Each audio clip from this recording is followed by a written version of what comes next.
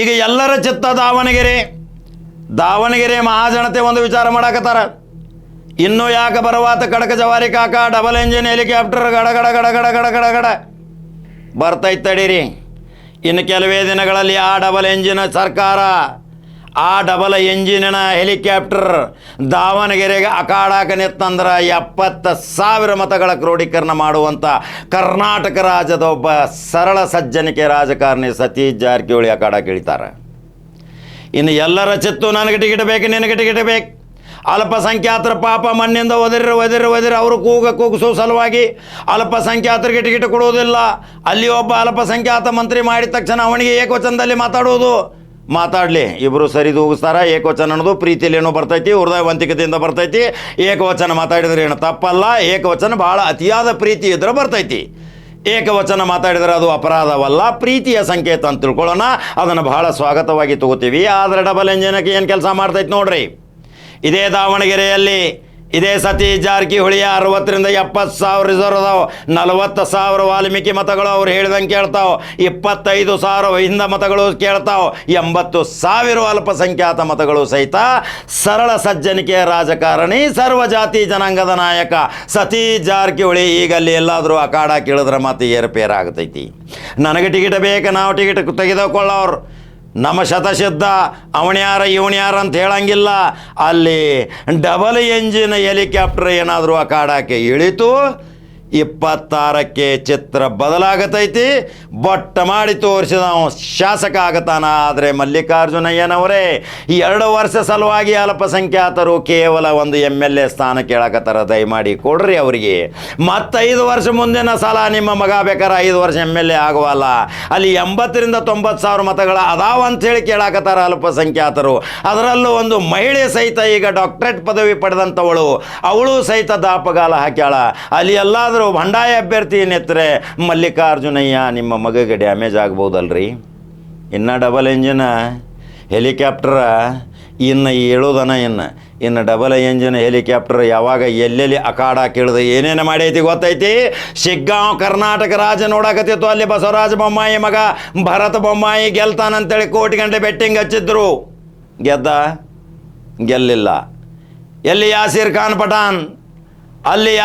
ಪಠಾನ್ ಗೆಲ್ಲಲಿಕ್ಕೆ ಪ್ರಮುಖ ಸೂತ್ರಧಾರ ಇದೆ ಸತೀಶ್ ಜಾರಕಿಹೊಳಿ.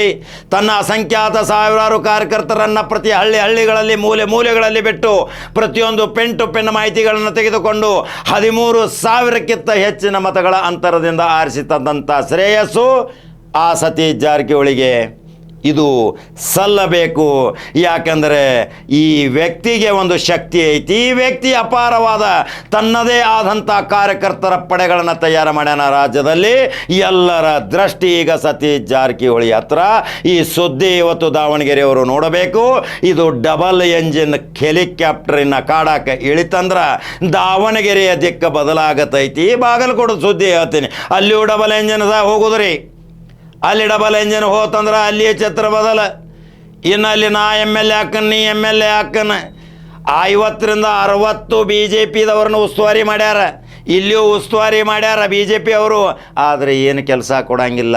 ಅಲ್ಲಿ ಮಲ್ಲಿಕಾರ್ಜುನಯ್ಯಕ್ಕಿಂತಲೂ ಸಹಿತ ಹೆಚ್ಚಿನ ಶಕ್ತಿ ಇರೋದು ಸತೀಶ್ ಜಾರಕಿಹೊಳಿಗೆ.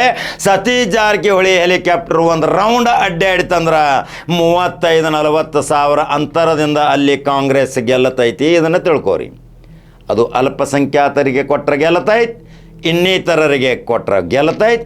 ಆದರೆ ಅಲ್ಪಸಂಖ್ಯಾತರ ಮಾತ್ರ ನಮಗೊಂದು ಚಾನ್ಸ್ ಕೊಡ್ರಿ, 2 ವರ್ಷ ಶಾಸಕ ಆಗತ್ತೀವಿ, ಮುಂದೆ ಬಿಟ್ಟು ಕೊಡ್ತೀವಿ ಅಂದಾಗೂ ಸಹಿತ ಮಲ್ಲಿಕಾರ್ಜುನ ಕುಟುಂಬ ಒಪ್ಪಬೇಕಲ್ರಿ.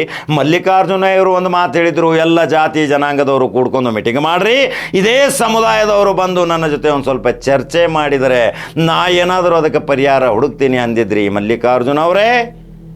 ಈಗ ಏನು ತೀರ್ಮಾನ ತಗೋತೀರಿ ದಾವಣಗೆರೆ ಪುಣ್ಯವಂತ ಮಹಾಜನತೆ? ಇದರ ಬಗ್ಗೆ ನಿಮ್ಮ ಅನಿಸಿಕೆಗಳನ್ನ ಹೇಗ್ರಿ, ಯಾವಾಗ ನಿಮ್ಮ ಅನಿಸಿಕೆಗಳನ್ನ ಹೇಳ್ತೀರಿ ಅದರ ಬಗ್ಗೆ ನಮಗೆ ಮತ್ತೆ ಸುದ್ದಿ ಮಾಡೋಕ್ಕೆ ಒಂದು ಒಳ್ಳೆಯ ದಾರಿ ಸಿಗುತ್ತೈತಿ.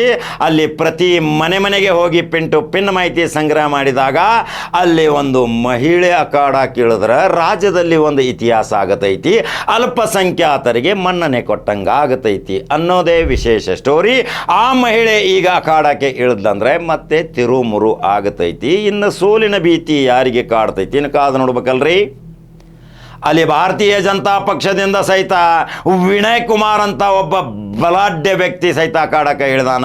ಅವನು IAS IPS IAS KS ವಿದ್ಯಾರ್ಥಿಗಳನ್ನ ತಯಾರು ಮಾಡುವಂಥ ಕಾರ್ಖಾನೆ, ಬುದ್ಧಿವಂತ, ವಿದ್ಯೆ ಶಿಕ್ಷಣಕ್ಕೆ ಪ್ರಥಮ ಆದ್ಯತೆ ಕೊಟ್ಟಂಥ ವಿನಯ್ ಕುಮಾರ್ ನೆತ್ತರೆ ಭಾರತೀಯ ಜನತಾ ಪಕ್ಷದಿಂದ ಮಾತ್ರ ಬಿಗ್ ಫೈಟ್ ಆಗತೈತಿ. ಚುನಾವಣಾ ರಣಕಹಳೆ ಭಾಳ ಗರಂ ಆಗೈತಿ. ಇನ್ನು ಕಾವೇರಾಗತೈತಿ. ಮೊನ್ನೆ ಮಳೆ ಬಂದು ತಂಪು ಮಾಡೈತಿ. ಇನ್ನು ಚುನಾವಣೆ ಯಾವ ರೀತಿ ಸಾಗತೈತಿ, ಅಲ್ಪಸಂಖ್ಯಾತರಿಗೆ ಅಲ್ಲೊಂದು ಚಾನ್ಸ್ ಕೊಡಬೇಕನ್ನೋದು ಈ ಖಡಕ ಜವಾರಿ ಕಾಕನ ಒಂದು ಉದ್ದೇಶ. ಹಾಗಾದರೆ ಯೂಟ್ಯೂಬ್ದಾಗ ಬಟನ್ ಹೊಡ್ರಿ, ಫೇಸ್ಬುಕ್ ಫಾಲೋ ಮಾಡಿರಿ. ಮತ್ತೊಂದು ಖಡಕ ಜವಾರಿ ಸುದ್ದಿ ಹೋಗಿ ಬರ್ತೀನಿ. ನಮಸ್ಕಾರ.